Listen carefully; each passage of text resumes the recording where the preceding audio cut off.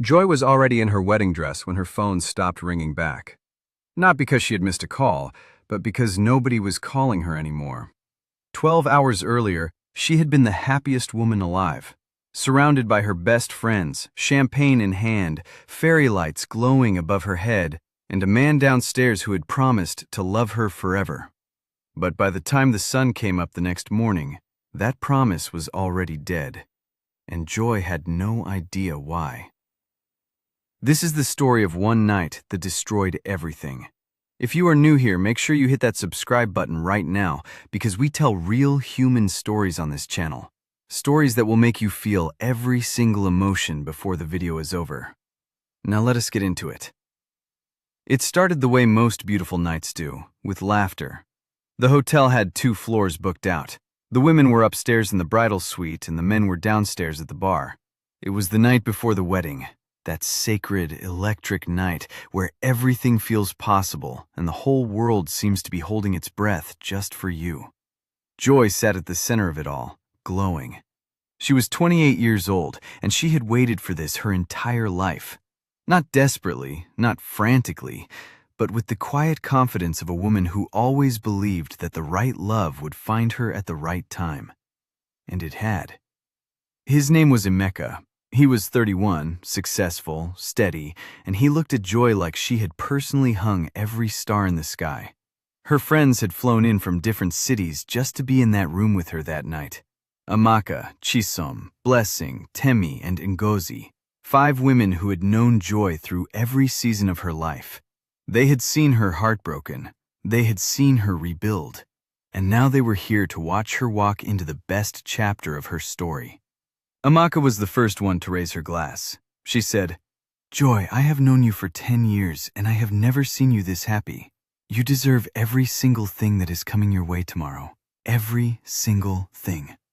Joy laughed and covered her face with both hands, the way she always did when she got emotional and did not want anyone to see it. Chisom jumped in immediately. She said, "Do not hide your face. Let us see it. This is your night." And Joy dropped her hands and smiled, that full, open smile that reached all the way to her eyes. And everyone in that room felt it. That kind of joy is contagious. It fills a room the same way sunlight fills a window.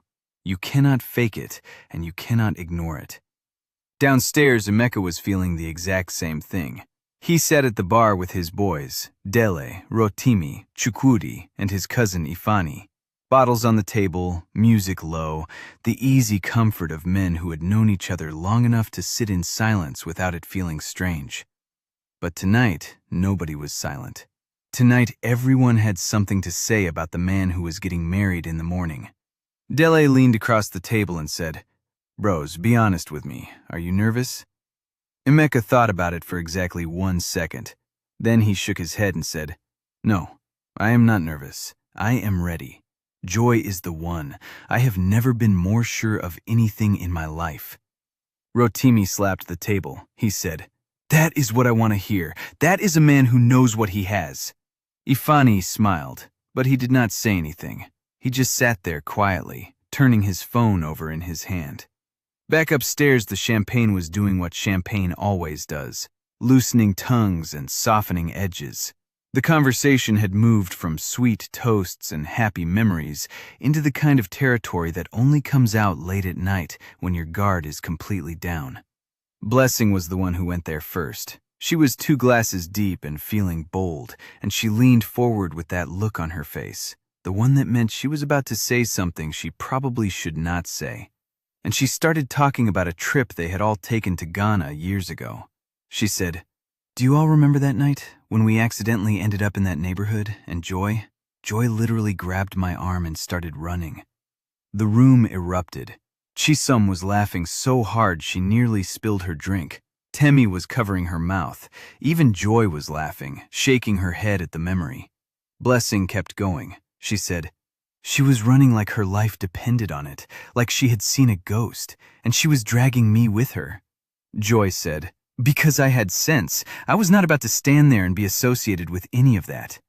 More laughter, more noise, more of that warm electric energy that fills a room when people who love each other are completely at ease. But nobody in that room noticed the door.